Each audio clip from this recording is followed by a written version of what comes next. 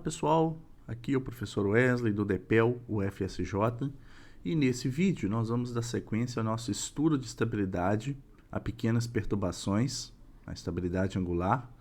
Porém, nesse vídeo vamos focar no espaço de estados, na modelagem em espaço de estados, bastante empregada para verificar a estabilidade do sistema de potência. Estabilidade angular a pequenas perturbações. A gente vem discutindo, as equações do movimento do rotor, onde você tem a primeira aqui, a equação de velocidade, e embaixo a equação de oscilação. A gente viu que essas equações são não lineares e para estudos de estabilidade angular a grandes perturbações, você tem que integrar isso no domínio do tempo. Por outro lado, o sistema está sujeito a constantes alterações de carga e geração, pequenas alterações, e que você não precisa fazer a solução numérica das equações, basta você fazer uma análise linearizada do sistema através dos seus autovalores. E para isso, a gente precisa obter um modelo em espaço de estados. Então, a gente fez no último vídeo a linearização dessas equações, tanto para o ângulo quanto para a derivada da velocidade, então velocidade e aceleração aqui. E a gente viu que a potência elétrica, ela é inicialmente composta pela potência de sincronização, que é o coeficiente de potência sincronizante vezes o desvio angular, onde esse Ks é a potência máxima vezes o cosseno do delta zero, que é o ângulo no ponto em que eu estou fazendo a linearização do sistema. Mas não existe somente a potência sincronizante, aquela potência que vai auxiliar na estabilidade transitória, que vai garantir aí o sincronismo para nós. Existem outras potências, outra potência que contabiliza fontes de amortecimento de oscilações. A essa potência, a gente até representa ela aqui de d ômega pu, a gente vai chamar de potência de amortecimento, uma parcela. E o que diferencia? Matematicamente, a gente tem que a potência sincronizante ela é diretamente proporcional ao ângulo e a potência de amortecimento proporcional à velocidade da máquina. E o sistema ele vai ser estável se e somente se ambas as constantes de Ks e D forem positivas. No primeiro caso, quando a gente tem aqui ambos os coeficientes positivos, Ks e D, a gente tem a resposta no domínio do tempo tal aqui representada, onde ocorre uma perturbação, o sistema oscila justamente porque o D é diferente de zero, senão ele ficaria aqui sem esse amortecimento. O Ks sendo positivo, ele vai alcançar o sincronismo, o valor estável, e o D sendo maior que zero, ele vai amortecer essas oscilações. Se o D é igual a zero, ele fica aqui oscilando em amplitude constante.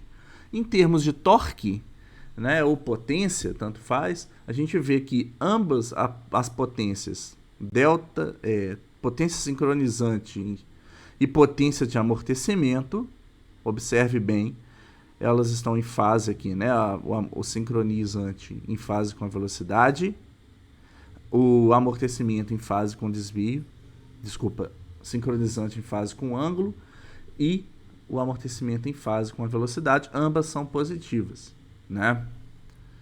Na situação onde o Ks é menor do que zero, e aí o sistema já perde o seu sincronismo, as proteções atuam para evitar a perda de sincronismo, que você tem um aumento aqui da variável, por exemplo, o ângulo, que abre de forma indefinida, Ele vai abrindo, até que o sistema saia de operação, O gerador sai de operação ou o sistema dá um blackout, A gente tem aqui, nesse caso, o coeficiente, de sincronismo negativo, a potência ela fica negativa para o lado esquerdo aqui, e a gente tem, então, um sistema instável. Mas você também tem um caso 3, que é um caso de instabilidade, onde o sistema ele começa a oscilar e não amortece essas oscilações. Ou seja, as oscilações elas estão subindo, estão crescendo de forma indefinida, não estão sendo amortecidas. Existe um certo comportamento periódico aqui, né? E nesse caso, a gente tem o quê? Tanto o torque de sincronismo, nesse caso, ele é positivo, porém o torque de amortecimento é negativo. Isso daqui é um caso muito específico, é um caso que ocorre muito na prática, né? Caso o sistema não tenha estabilizador de sistema de potência. Estabilidade de ângulo hoje acontece devido a esse caso aqui, onde você tem um torque de amortecimento insuficiente.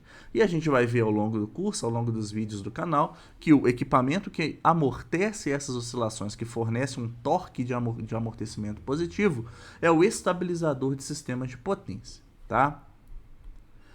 Para a gente obter agora a formulação em espaço de estados, basta a gente focar nas equações linearizadas que a gente tinha, né? Observe que a gente tinha aqui o d ômega pu, desvio da derivada do desvio de velocidade, a gente passando duas vezes a constante de inércia para o denominador, a gente tem o quê? Uma parcela proporcional à potência mecânica, que é a minha variável de entrada, e duas parcelas adicionais, uma proporcional ao ângulo e uma proporcional à velocidade. Observe aqui que eu já substituí a equação de oscilação, o ΔPE, sendo o somatório da potência de amortecimento e a potência sincronizante. Então, fazendo isso daqui, eu cheguei nessa equação.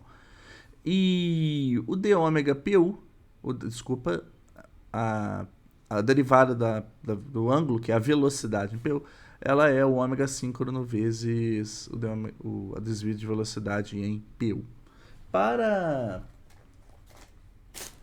a análise, que a gente chama análise modal, a gente precisa representar essas equações naquilo que a gente chama de espaço de estados, que é uma representação muito conhecida em controle, e ela representa o sistema no domínio do tempo. As variáveis do meu sistema são a velocidade e ângulo, e a de estado, né? E a variável de entrada é a potência mecânica. A variável de saída vai ser a velocidade, eu preciso disso, né? Eu vou mostrar como eu faço isso. Mas as matrizes A, B, C, D são bem conhecidas em espaço de estados, sendo a matriz A a matriz de transmissão de espaço de estados, né? A matriz de transição de estados, a matriz B, a matriz de entrada, a matriz C, a matriz de saída e a D de transmissão direta. Focando aqui na primeira equação, né? A gente tem que, representando em azul, se eu colocar isso em forma matricial, aqui fica a derivada, né? Então fica a derivada do ômega pu é igual, né? Menos d sobre a constante de inércia vezes 2, né? Menos d, né? Vezes d ômega pu, vezes esse menos ks sobre duas vezes a constante de inércia vezes o ângulo, mais aqui 1 sobre 2h vezes a potência mecânica. Então, em azul aqui, eu representei, na verdade, isso matricialmente, tá? E eu posso fazer isso também, agora em vermelho, para a minha equação do desvio de ângulo, né? A derivada da velocidade.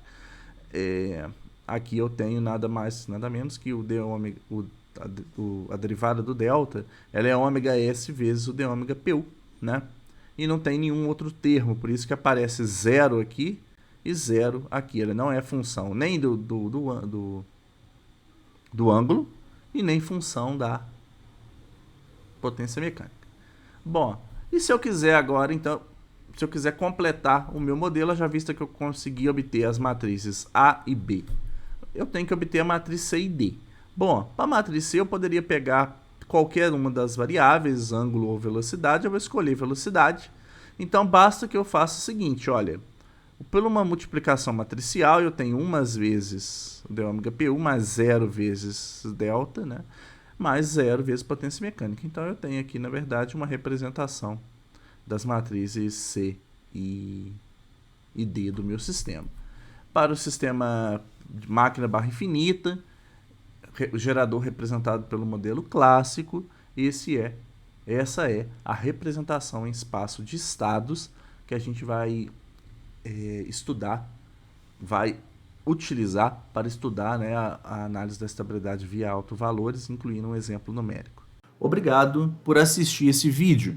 Neste canal, desenvolve-se conteúdos gratuitos para pesquisa e ensino na área de sistemas elétricos de potência e sistemas de controle.